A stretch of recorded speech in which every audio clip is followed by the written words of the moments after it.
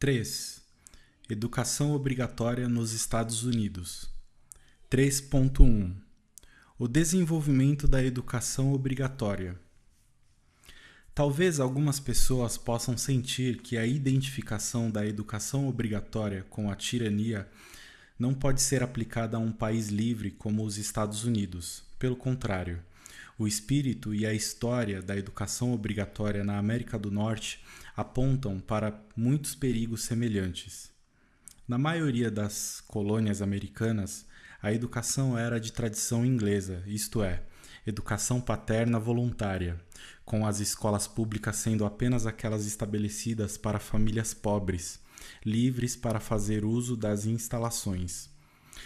Este sistema se originou nas colônias centrais e sulistas. A exceção crucial foi a Nova Inglaterra, a centelha do sistema coletivista educacional nos Estados Unidos. Em contraste com as outras colônias, a Nova Inglaterra foi dominada pela tradição calvinista entre os puritanos ingleses que se estabeleceram em Massachusetts e depois nas outras colônias da Nova Inglaterra.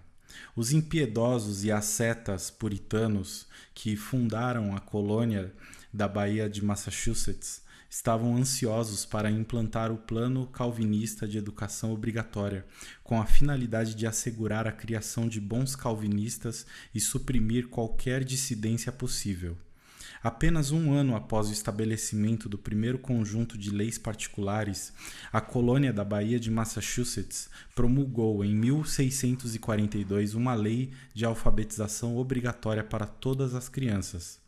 Além disso, sempre que funcionários públicos julgassem que os pais ou responsáveis eram inaptos ou incapazes de cuidar apropriadamente das crianças, o Estado poderia tomar as crianças e torná-las aprendizes dos indicados estatais, que iriam dar a elas a instrução necessária.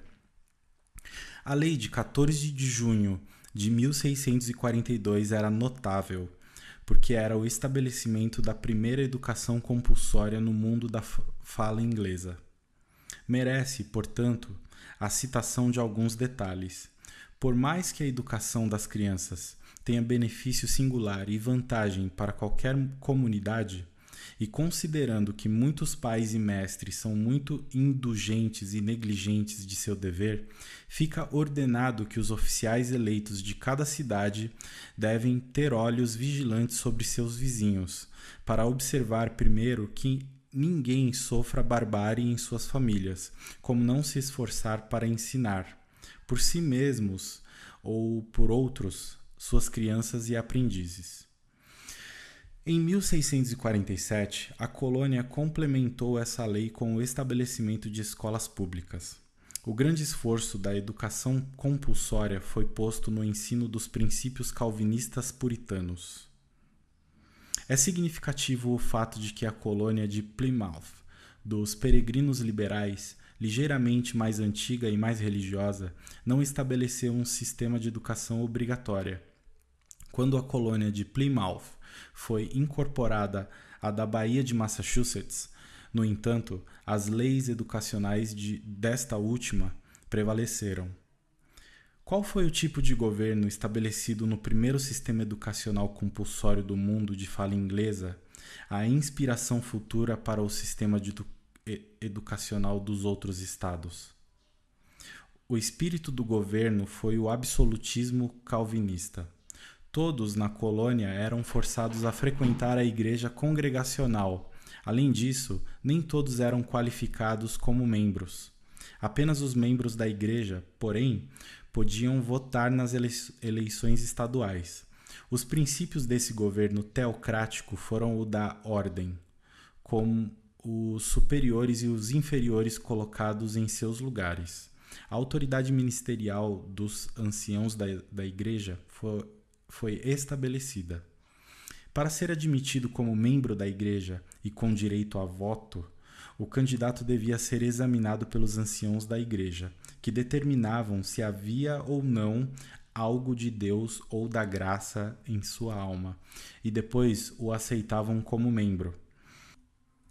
O grande líder espiritual puritano, reverendo John Cotton, entretanto, declarou que hipócritas que se conformavam meramente com as regras dos anciãos, sem crenças profundas, poderiam continuar sendo membros, desde que não ficassem ociosos em suas ocupações.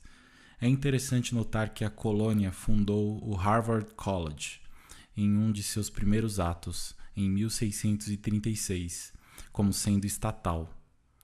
As autoridades declararam que as escolas deviam depender dos magistrados para prevenir a corrupção das sãs doutrinas. Outro líder, um ministro puritano e legislador, o reverendo William Hubbard, declarou que a experiência nos ensina que a maior parte da humanidade não é nada além de ferramentas e instrumentos para serem trabalhados por outros, do que agentes apropriados para um fim em si mesmos, não como ovelhas que necessitam de um pastor. Os magistrados são a força do governo, a cabeça da sociedade. O reverendo John Davenport aconselhou os eleitores a escolher bons governantes, porque era imperativo a eles se submeterem à autoridade do governante. Vocês devem se submeter à autoridade e realizar todos os deveres a eles que vocês escolheram, sejam eles bons ou ruins, em virtude da relação entre eles e vocês. Assim, a democracia formal foi no início vista como compatível com o despotismo dos governantes sobre os governados. A influência mais importante na formação da colônia da Baía de Massachusetts foi o seu primeiro governador, John Winthrop, que governou a colônia por 20 anos desde o seu início em 1630. Winthrop acreditava que a liberdade natural era uma besta selvagem, que deveria ser restringida pelas ordenanças de Deus.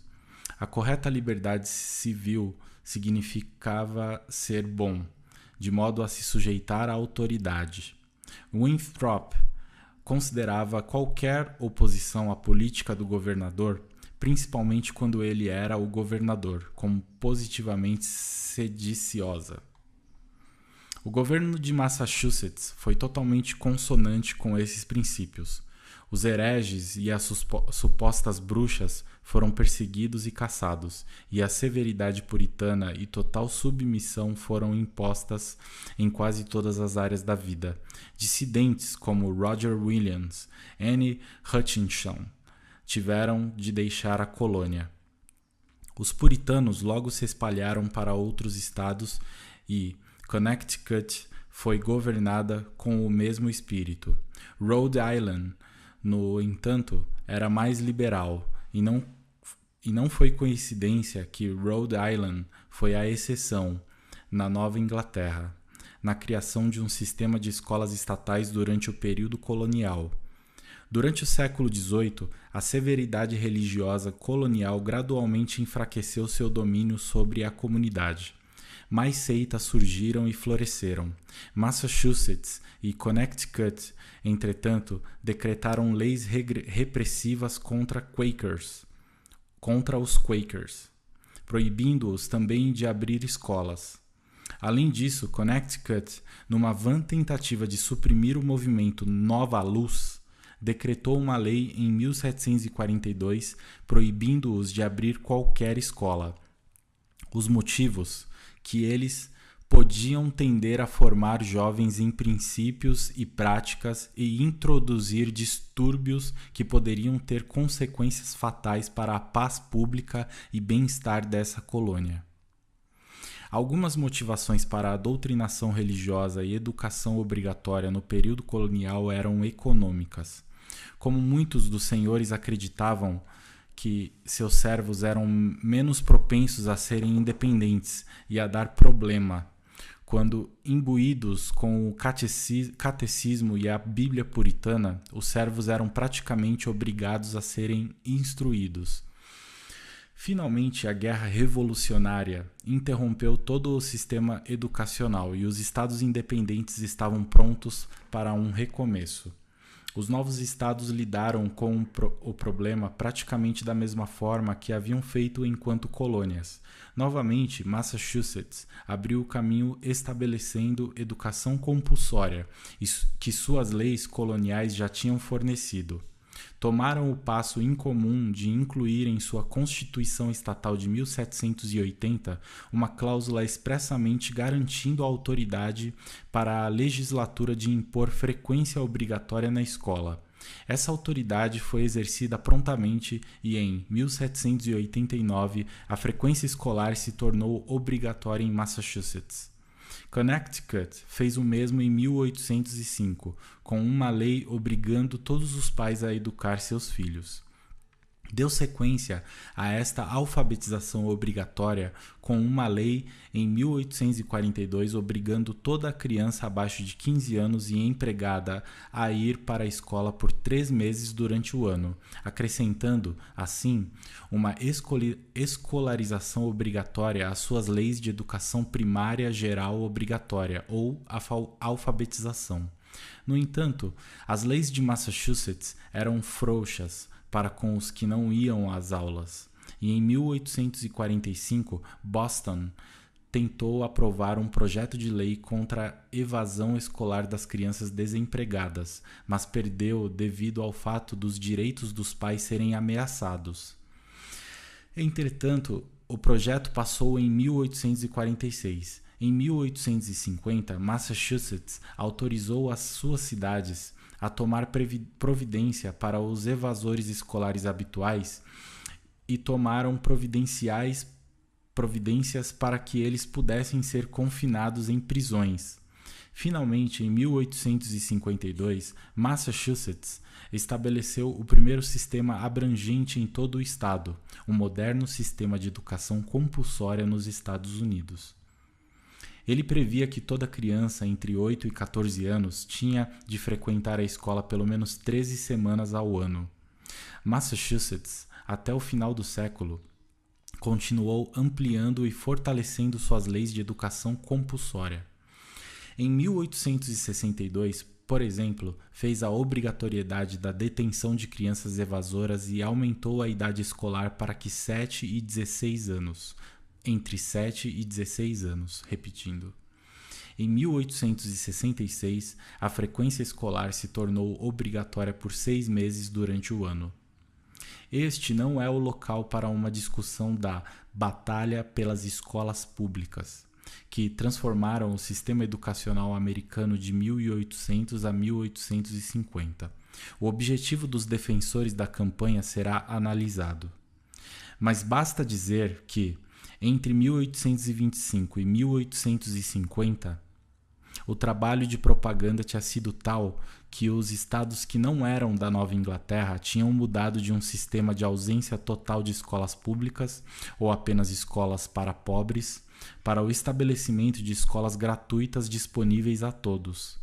Além disso, o espírito das escolas havia mudado da filantropia para com os pobres para algo que todas as crianças eram induzidas a frequentar.